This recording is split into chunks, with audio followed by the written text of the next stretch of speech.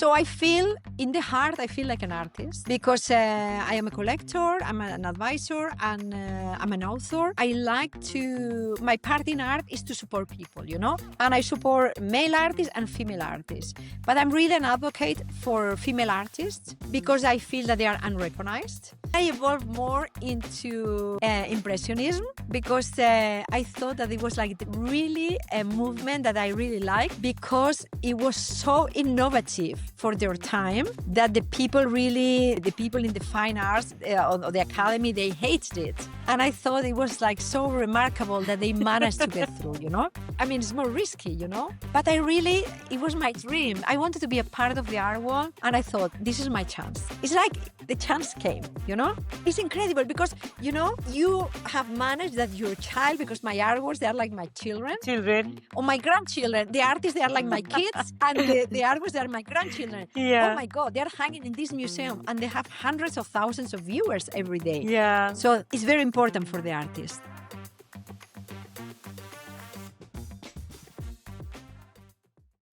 Welcome to the podcast, Sonia. I'm so happy to have you on the Art Stars podcast with us today. Thank you, Charuka. Thank you for having me here today. It's an honor to It is- be here in your podcast. It is a complete honor for me to have you here. We've chatted before. I know I really appreciate you've been traveling and sparing the time for us. I really appreciate it. Thank you. Yes, I was yesterday. I just arrived from London. I was helping a little bit on the promotion of the Women in Art Prize. And it has been really, really rewarding and very, very nice to help all these women artists that this year incorporated the international prize. So I'm very happy for all these women artists that they got their awards. So my question, you're a big advocate for women, specifically women artists. What brings you? What motivates you to be there? Yeah. So for me, being a young girl, always wanted to be an artist when I was young. You did? Motivated me. Yes. Oh, wow. Yes, I wanted to be an artist, but I'm not talented enough. But I think I'm talented to recognize good art. Yeah. Isn't that a skill of artist only? Like, just a different kind of art. Yes, exactly. So I feel, in the heart, I feel like an artist because I am a collector, I'm an advisor, and I'm an author. So I like to, my part in art is to support people, you know? And I support male artists and female artists. But I'm really an advocate for female artists because I feel that they are unrecognized. And there are a lot of artists that are super talented that now with the years they are being more noticed, you know, and I feel like the new generation needs more support. So that's why I'm supporting initiatives like the Women in Art Prize, you know, and I am mentoring as well a lot of artists. I write a lot of articles about the art world, and most of the articles I write more about female artists than male artists because I want to make the difference because it's a little bit decompensated now. Yeah. What can you take me through your own personal journey? What brought you here? Art collecting. It's not something that everybody gets into. Specifically, how was it growing up? What's been your journey reaching here so far? So when I was young, I always loved art. So I was the typical girl going to the bookstore and buying the magazines that you collect to have the encyclopedia. So I was collecting Leonardo da Vinci, Barcelona in the 70s. Okay. Oh my goodness! So I was very enthusiastic about the big masters. So I think my journey started with Leonardo da Vinci, buying those magazines, reading about, and trying to copy his art. Oh. Then I evolved more. Yeah. But then I evolved more into Impressionism because I thought that it was like really a movement that I really liked because it was so innovative for their time that the people the people in the fine arts or the academy, they hated it. And I thought it was like so remarkable that they managed to get through, you know?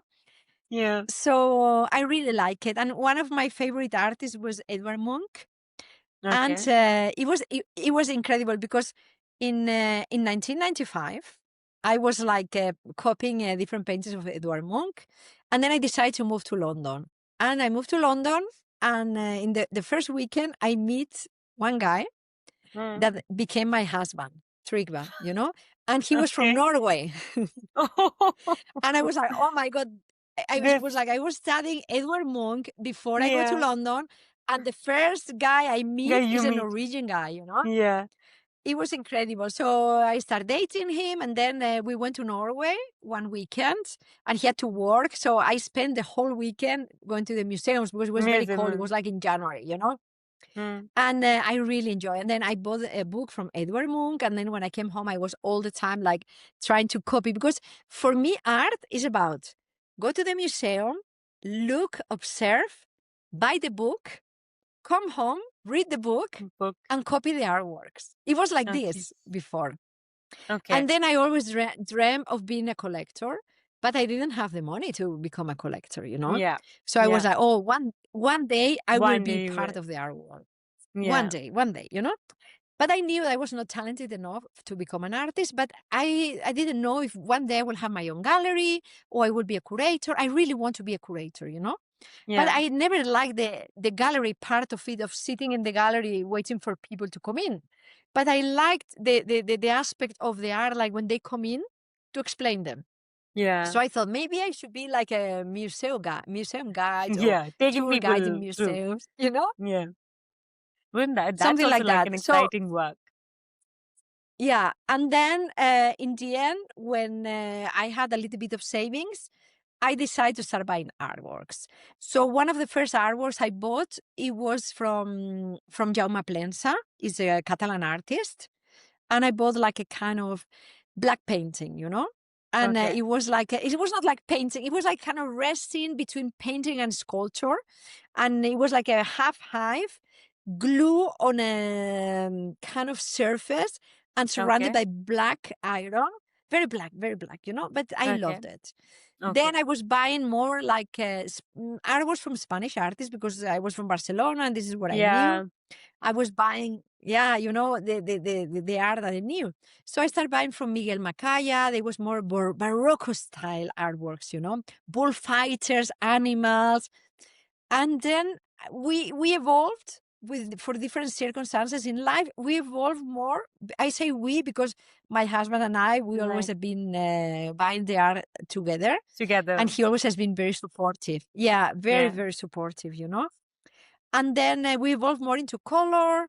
And then when I was in London, I always loved all these movements of street art, like Banksy and Yeah. all the followers of Banksy painting on the streets and things like that. Mm. So I was always like the first one going to see, trying to see Mm. the artists, trying to meet them. You know, it was so Mm. exciting. Everything was super exciting. I always was Okay. very excited to meet the artists. And then I evolved into becoming very good friends with many artists, visiting them in their studio, learning more, reading about art, being more introduced in the art world, getting to know more people. So I became like kind of a bridge. So helping artists to meet gallerists, helping artists to go into shows. I started curating shows and helping the artists to be in those shows, group shows, solo shows. So I don't know, it became like it was something not planned, you know? Yeah. I didn't Yeah. plan to To do go. it, but it came so naturally, you know? Yeah. And then one thing took me to Saudi Arabia, another thing took me to China. So now Yeah. I curate shows everywhere in the world, Yeah. Yeah. Saudi Arabia or China or in Europe, in London, in Paris, or everywhere really. I don't Yeah. have any preference, but I always choose the projects that Yeah. they need to make the difference in the world. Okay, Yeah. Yeah.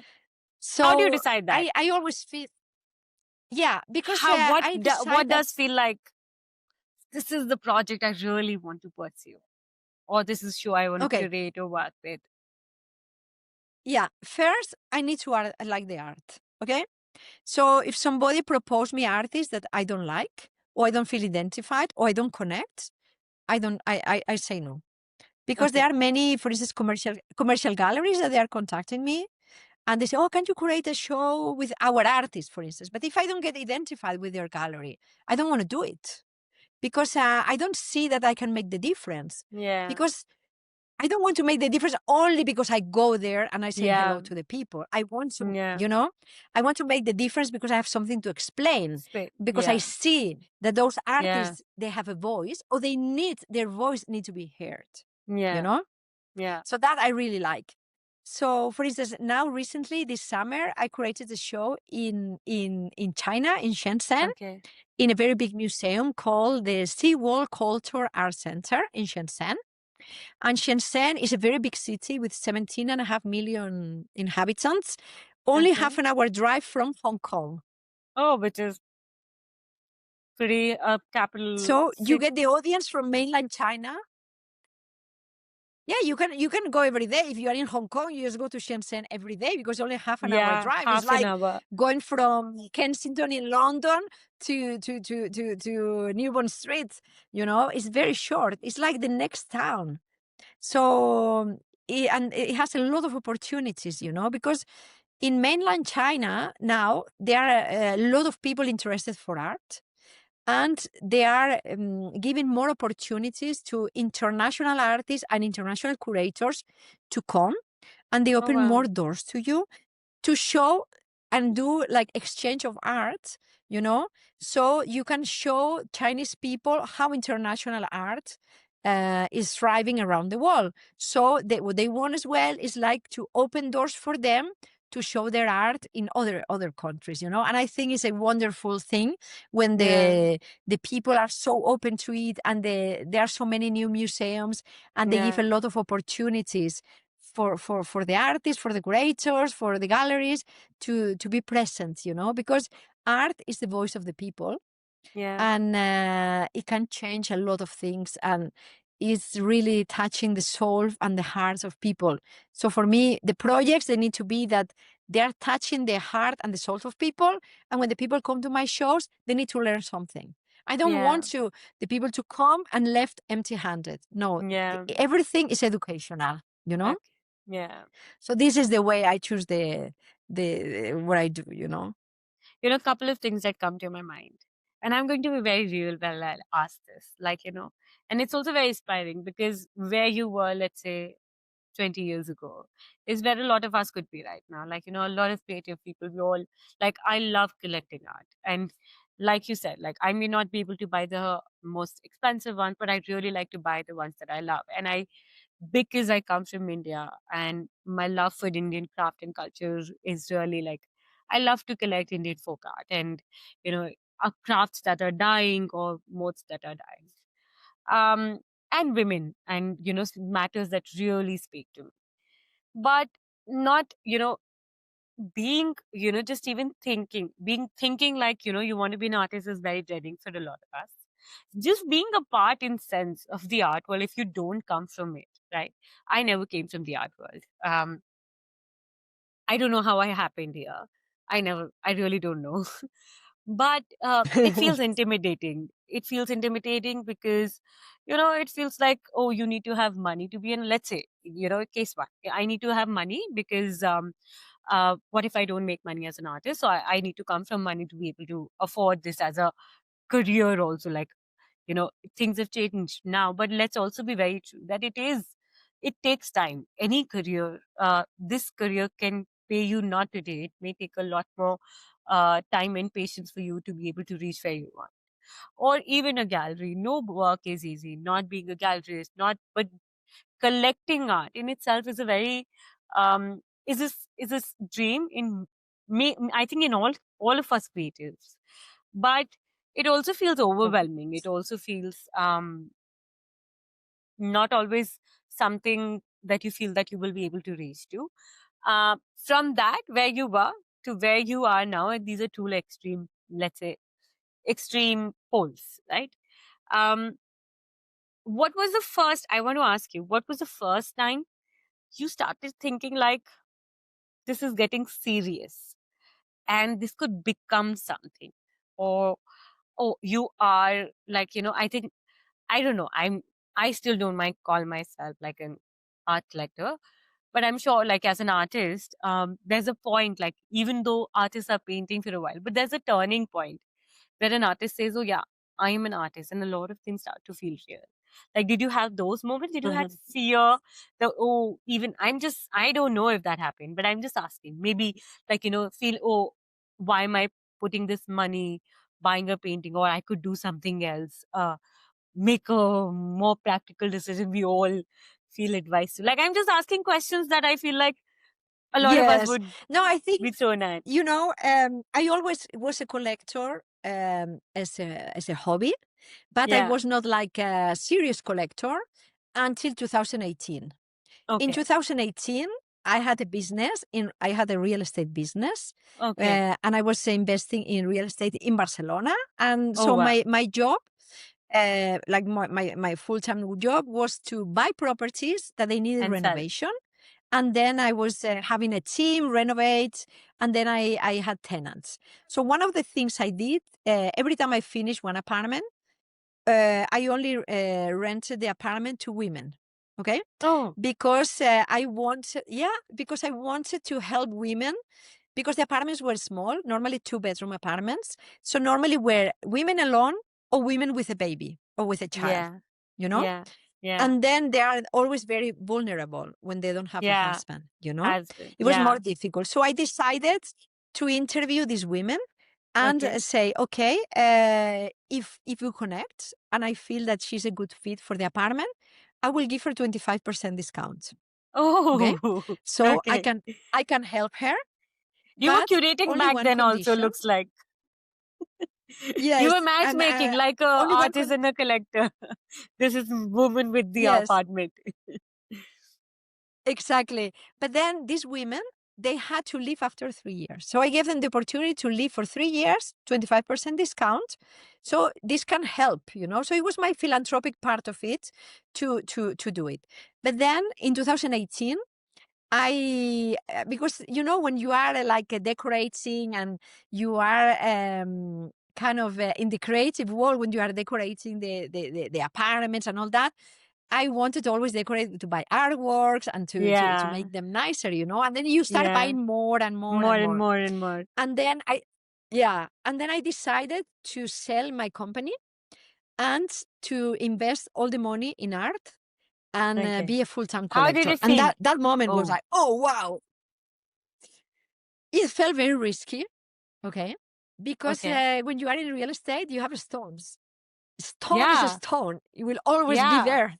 Yeah. The art, think about it, could be a flooding, or it could be a fire, or it could be stolen. I mean, it's more risky, Yeah. And not And only in the that, art it's like a market stock is a market. Yeah. It's yeah, it's variable. very liquid. But the Yeah. stock market is more liquid. But the art Yeah. world is very liquid. Yeah. But it was my dream. I wanted to be a part of the art world, and I thought, this is my chance. It's like the chance came. What had So I took happened the that made you, opportunity and I what said, had happened that made you do this? Was it like, what is some event or something that, it was it was when my children grew up, okay. and I saw that my husband could be very independent, sustaining the family. My children were growing up. My first son went to university, and we moved to London because on those days we were in Switzerland, and then we went back to London. And then I saw, because we had been in London before for 11 years, and then we came back to London in 2018. And I thought, this is my chance. I want to have time to meet all the artists, People. revisit them, to meet them Yeah. again, to go to their shows, to be a part of them. And in reality, I don't need money because I sold my company. I Yeah. can dedicate my time to buy artworks and do whatever I want. So I started mentoring the artists for free. So I thought, okay, I don't need to make a This living. I had, mentor for free. yeah. So I think one driving force at that point was that you had money that you didn't need for a living, and you were stable, and so this didn't feel like a career that you needed to do because you needed to make money. It was more because your heart was in that place. Yes. And I thought, I wanted to make it before I get too old to be Old. able to enjoy it, We all you feel know? that. Yes. Yes. For sure. And I thought my children now, they don't need me so much because they are Yeah. grown-ups, and they're Yeah. independent. They go to school alone or the university. They don't need me. So during the day, I can do anything I want. So until they came back home, two of You them, because visit. the other one was at the university, I had from 8 in the morning until 5, 6 in the evening. I could do Oh. anything I wanted. So it was great. But then the problem came, COVID. Oh, goodness. And I Then? was like, oh my God, what am I going to do now? I can't go because my life was going every day out, going to different cities in London, around London or in different neighborhoods and looking at artworks, museums, exhibitions. And all of a sudden, everything was closed. I was like, oh, I'm going to get so bored now, Then at the beginning, I started organizing the collection of artworks that I've been buying over the years. I opened one account in one of these major platforms that the galleries they use to organize the artworks. I took pictures. I put all the documentation, and the collection became Because like serious. And then I realized, oh my God, I have a lot of artworks, And because when you don't have them in one place, you don't yeah. know. Yeah, and then I was like on a few hundreds, But Oh, then the wow. collection started growing and growing, Now I have I think I have like 450 artworks, something like that. So it's Oh, quite big wow. now, Yeah. Wow. But during the second lockdown of COVID, let's say, I started talking to a lot of collectors because I think Okay. we became more comfortable. I Yeah. moved back to Switzerland then for the second lockdown. And I was sitting, instead of visiting people and artists in person, we were doing it online. Yeah. And it was quite a lot of fun, And then Yeah. I met a lot of collectors online and we were discussing about the same artworks we collect. And in fact, two of the collectors, one was from Saudi Arabia and the other one from China. Both. And we were collecting the same type of artworks. And we became partners for Oh, wow. different activities that we do.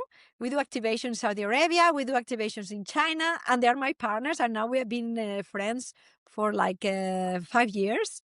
Wow. And they don't know each other. But Okay. and You know both of and them.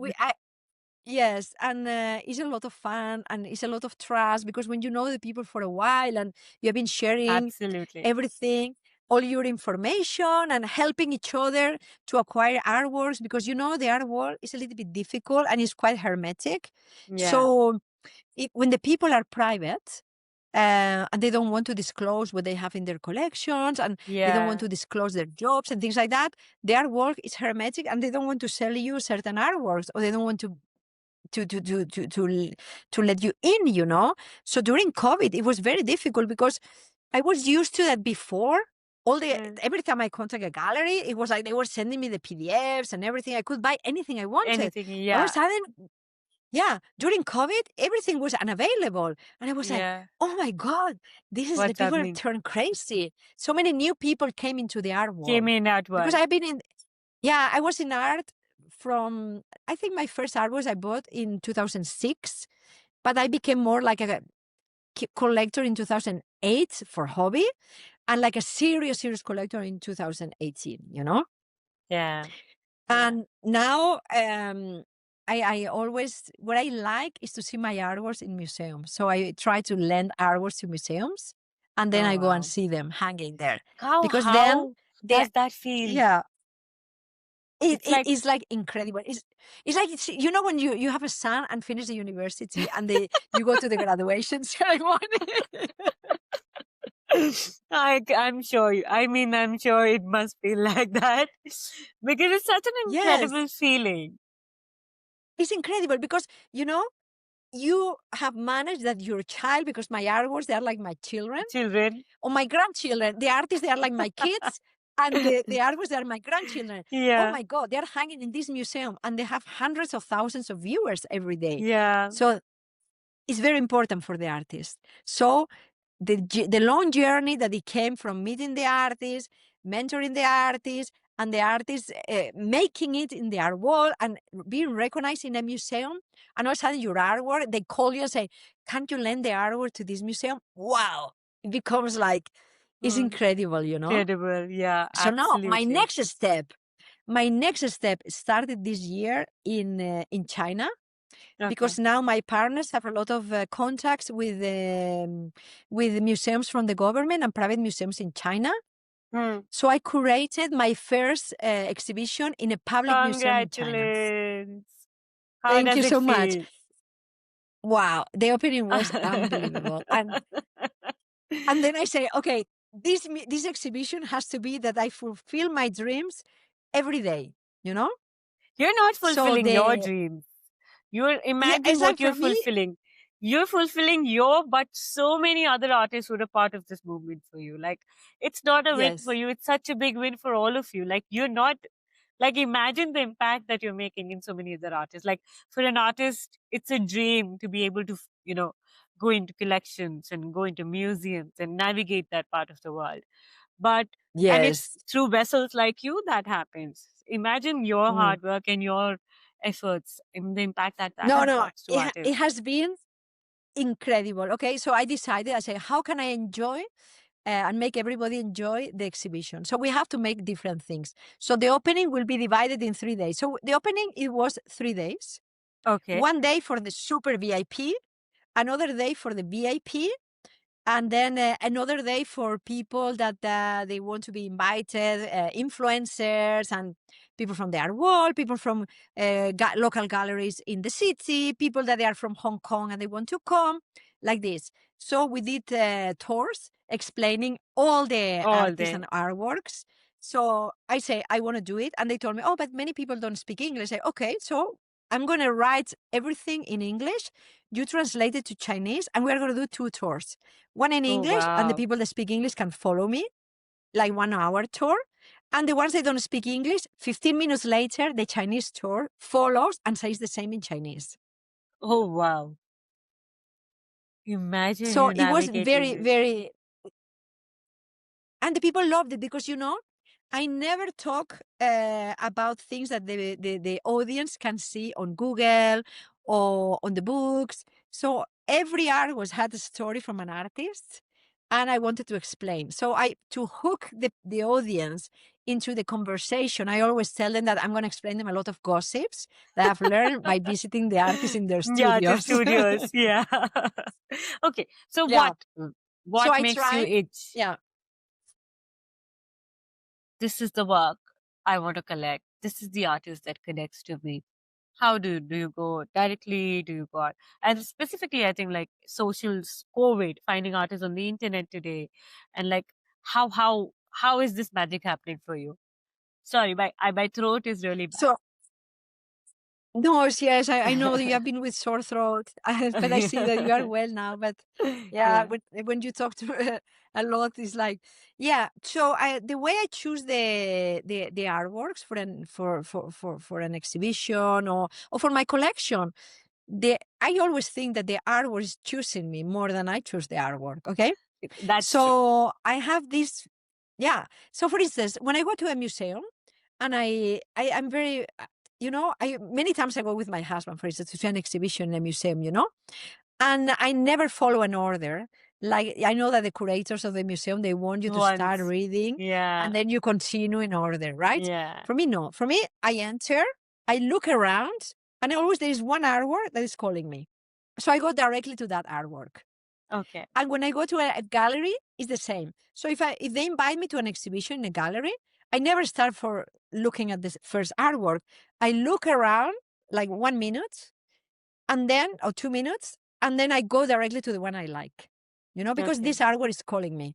So when I choose an artwork for my collection, I always want to choose the one that is calling me. And if it's not available, I wait for the next exhibition, because I think it's very important to have a connection with the artworks and with the artist, because if I Yeah. feel something when I see an artwork, this is the one I want, because Yeah. sometimes other artworks, they don't give me any feelings, because Yeah. for me, I don't know, I have this special sensibility that many times when Yeah. I see an artwork, I hear music in my I can brain. relate to it. Absolutely. Absolutely.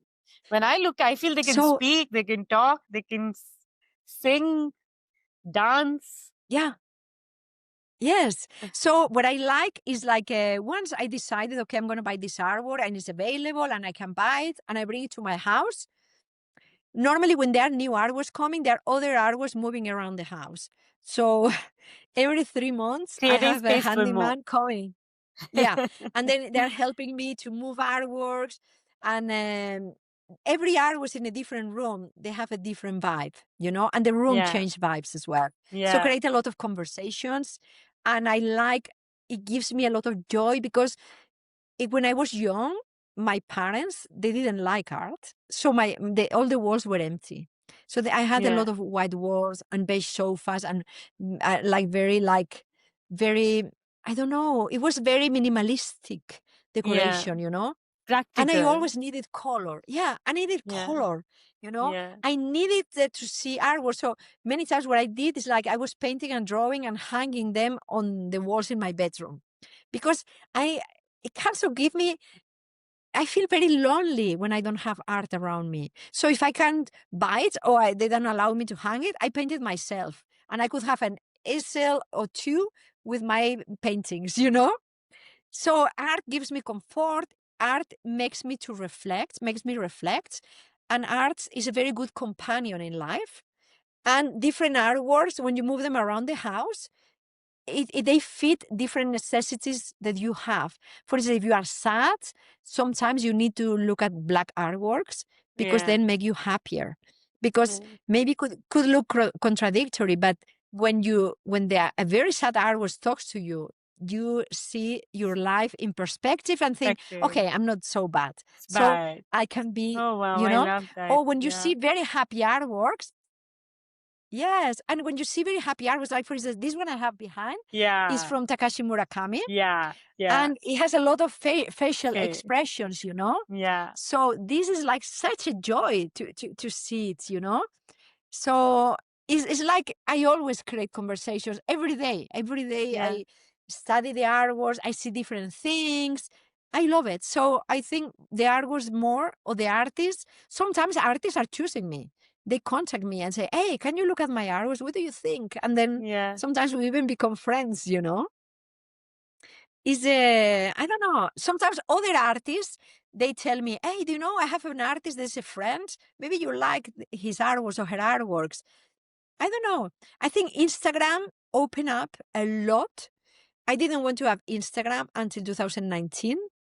But then when I started collecting seriously, from 2018 to 2019, many galleries didn't want to, I don't know, take me seriously because I didn't have an Instagram account. So I was like, oh my God, I need to have an Instagram account. So I created an Instagram account in 2019. So I got dropped off while you were saying that artists also reach out to you. Like it's also artists choosing you, like they ask you for your work. So we'll start from there. Yes. Go ahead. So sometimes there are artists that they introduce me their friends or they reach out to me on Instagram. And it's very interesting because Instagram has opened up a lot Yeah. for knowing people.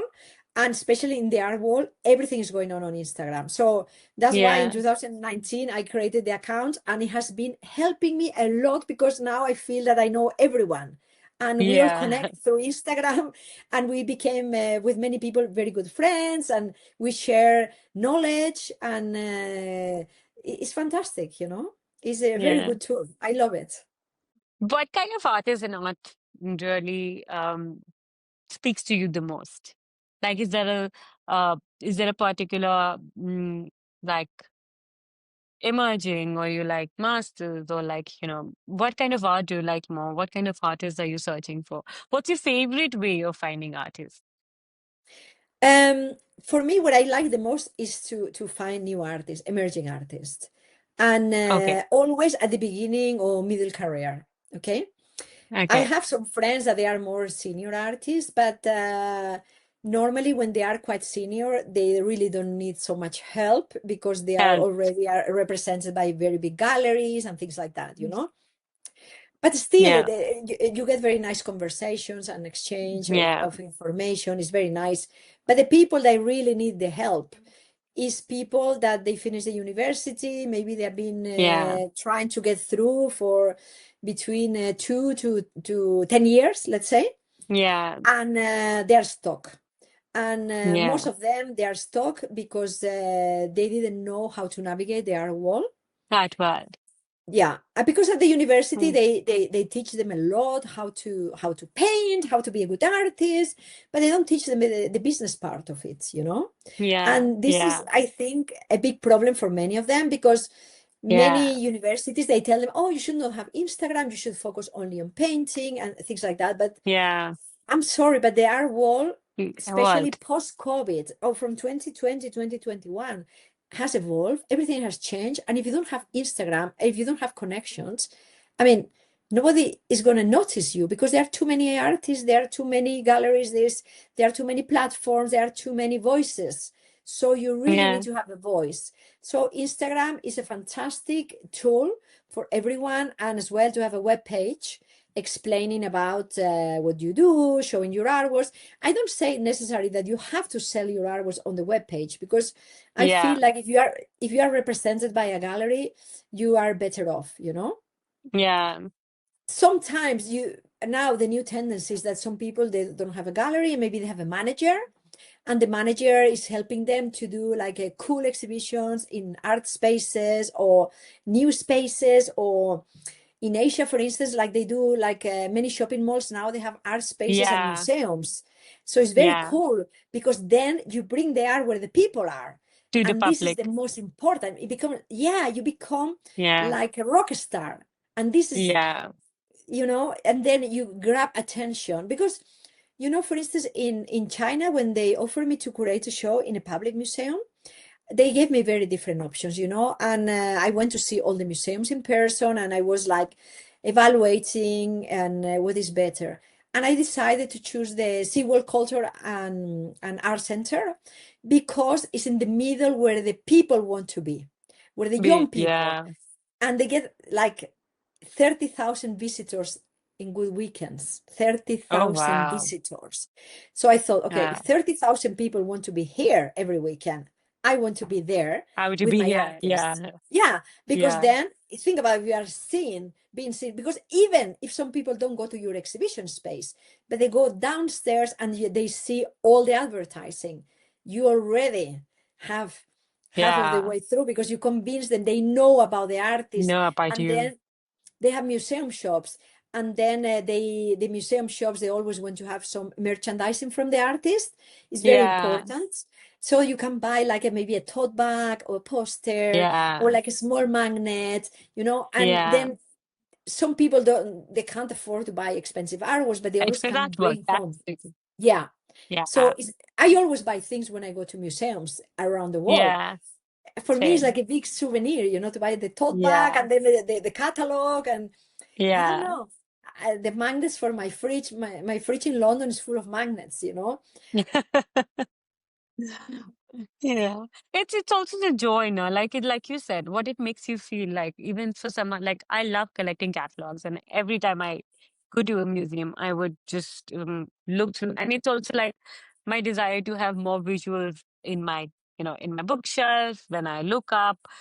But also, like, like when you look at your fridge, then you see the things that you like. It's not only on the walls. It's also Mhm. like I think as creative people, and like, like you said, you're not an artist, but you're really an artist. Like, isn't it? We all express and create in just different ways. Yeah, I Like, consider myself an artist in the heart because yeah, I see art absolutely. from the artistic point of view, not like from the finance point of view. So if somebody Yeah, tells me, "Oh, why don't you buy this artwork? It's a very good investment and blah blah blah, and you can make a lot of money," if the artwork doesn't speak to me, I will never buy it. You know, yeah, yeah, and for the same reason, I don't like to buy that artist because I want to help the art world. And when you buy it yeah. from that artist, it's only pure financial.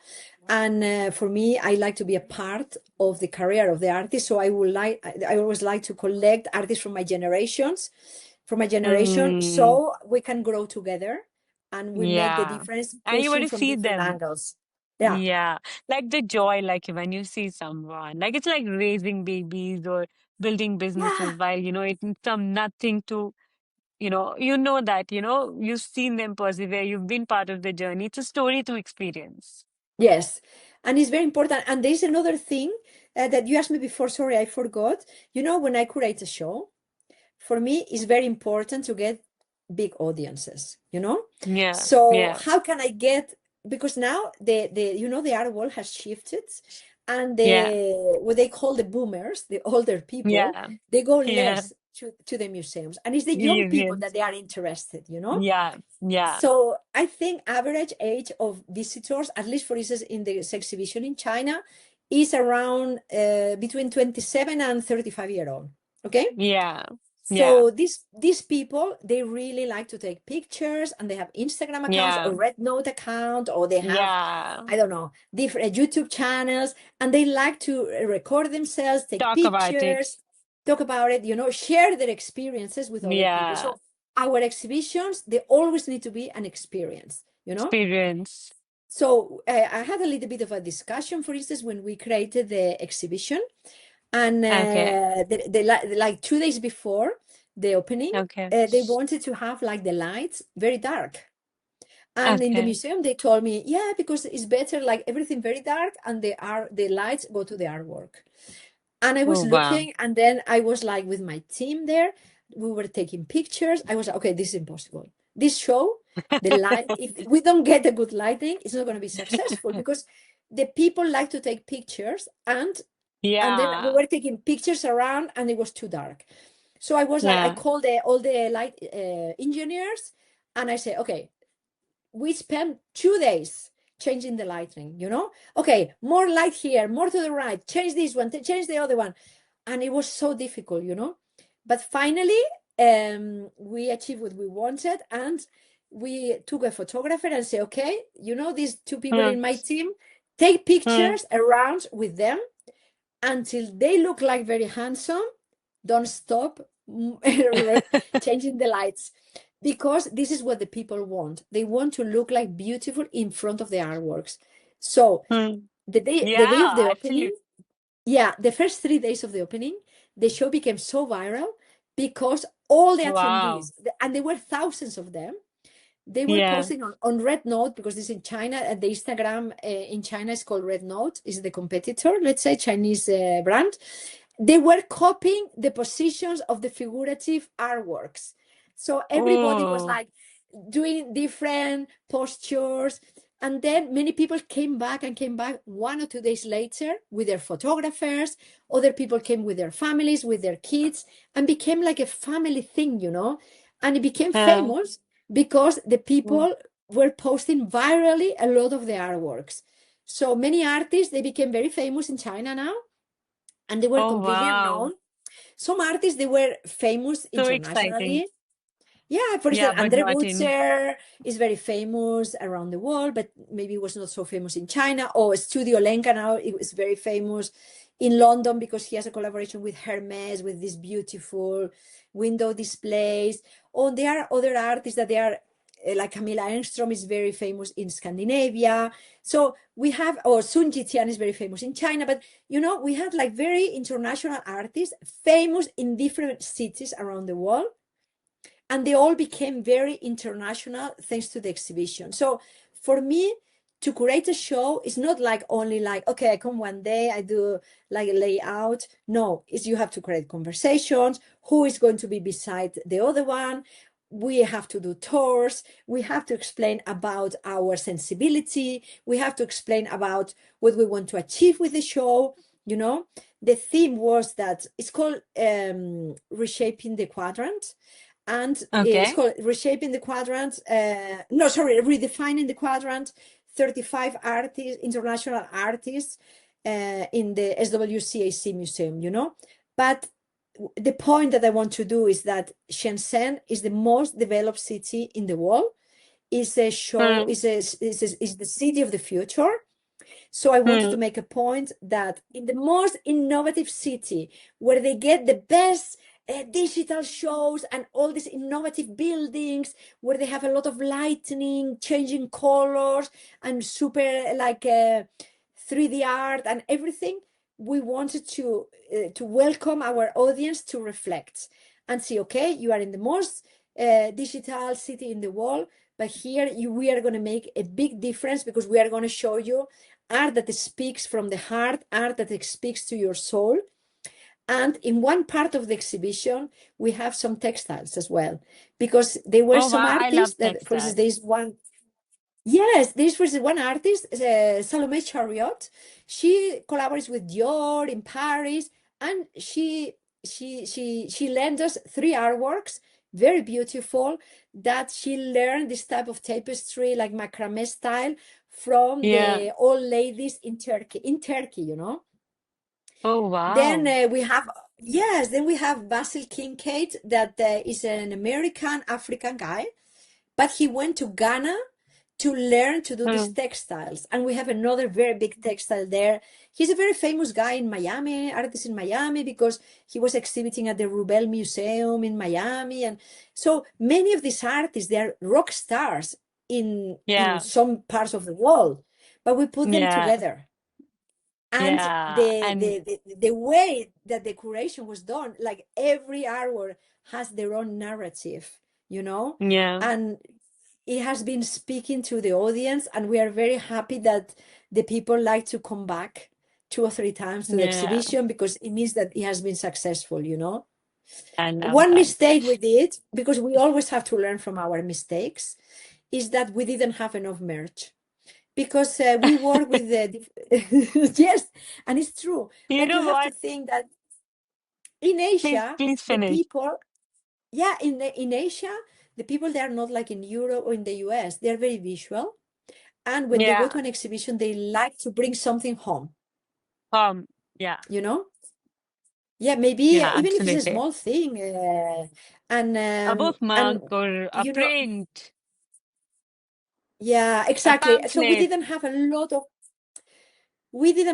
prints, we didn't have a lot of magnets, we didn't have a lot of merch, because some artists were concerned, because, oh no, if you do the exhibition in China, we don't want the people to speculate with the merch and things like that, you know, regarding flippers and things like that. But in reality, when you have merch that is accessible to all the pockets, I'm talking Accessibility. about, Yeah. yeah, merchandise that costs between, let's say, $2 or half a dollar Yeah. from one postcard to $20 for a print, things like this. People Yeah. don't speculate. People buy Yeah. because they love it, you And know? I think it also People is such a speculate with other starting, things. I feel like it's also such a starting point to build a So, connection, like somebody who needs more time and start small and like mm, spend time and then think about it and think about it. It's such a nice way. And for artists also, I like think the yes. like having there is nothing that can compete in original artwork for sure. Like we all know that. Mhm. But there's also like Yeah, accessibility of creating beautiful things, like making it accessible that it keeps reminding artists like nobody wants somebody to be locked up or a painting locked up at one place. But what if it could happen both ways? There's somebody had an access to an original. That's a different, like it's like the palace of everything. But then prints and merch and bag and bookmarks or it's very magnets. important. And this is Absolutely. something that people like you or me, we need to change this perception in Change. the art world. Because in Europe, for instance, or in the US, now in all the museum shops with the dead artists, they always have merch, you know? And there are Yeah. many Yeah. artists that they are alive and say, oh no, I'm not sure if I want to have Ah, merch. Come on, it's a free advertising. You get into the house it a and you get house. into the shoulder of people, and people show Yeah. you and share the experience, or they buy the things to give away. So it's like a Yeah. free advertising. It's a free marketing. It's Yeah. fantastic, you Yeah. know? So for me, Mm. I really support the museum shops, because as well, Yeah, normally museum absolutely. tickets, they are affordable. Yeah, And affordable. many Yeah, museums, they are affordable. struggling nowadays. You know, Yeah. public funds, they are not very generous, Nowhere. and they need to make some money to be able to keep the museums open. And the way is to have merchandising, and Yeah. a little merchandising of calling small thing for $5 or $10 You're right can make on. such a big difference for a museum, you know, to keep Yeah. the museum doors open. That I think this is the artist, every artist should agree on that, because this is nothing for markets, for the flippers markets or anything like that. It's for Yeah. self-promotion, and for Yeah. helping the artist to keep the door open and spread culture, you know? It's very important. Yeah. You know what, Sonia? I've Tell had such me. an exciting time speaking to you. And it's not every time I experience this, right? I speak to so many Thank you. different Me people. too. Yes, it's so nice. So But nice to talk to you. but the moment I can see your eyes shine, and I can just see your face lit up while you talk about it. And believe me, as an artist, to I'm not talking to you as someone who's on the business side of, just forget it. Like, as an artist, to have somebody like you advocating for that person or for that artist, I mean, it's magic. You are magic. It's so humbling Thank to you. look at you, and because I've often seen artists speak about things like this, or people who are really, Mhm. like, for artists who are not here, you will find a lot of people who will be, but just sheer passion of how excited. And when you're talking about all of this, all I can think about you is like you're this director, like, who's creating a stage for all these artists and creating the story, so that it's a skill, it's a craft that you're doing. And, like, I love how it's magical how passionate you are. Like, I'm sure people who will, watching this episode can also see through it. It's like I can see your soul shining through it. So it's truly an honor. Because, for me, it's a privilege to be able to do what I love and Yeah, share it with others, because this is my hobby. yeah, So my job yeah. is my hobby. So my hobby is my job. On top of Amazing that, job.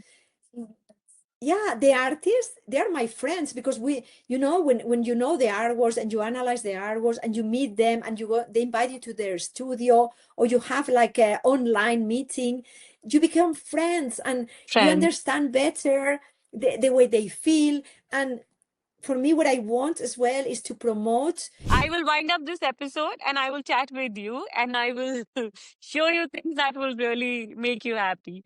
But for your time's sake and everybody's, I want to say this is a half continue. We'll have you back. I will have you back for sure, because this conversation is not done yet. Thank you so much, Sonia. Thank you so much for being on the podcast. Thank you so You much. are all Yes, heart. I will come back. Yes, you will. Take You for care. surely will. Big hug, Thank and you. thank you for having you in your podcast. Bye Thank bye. you.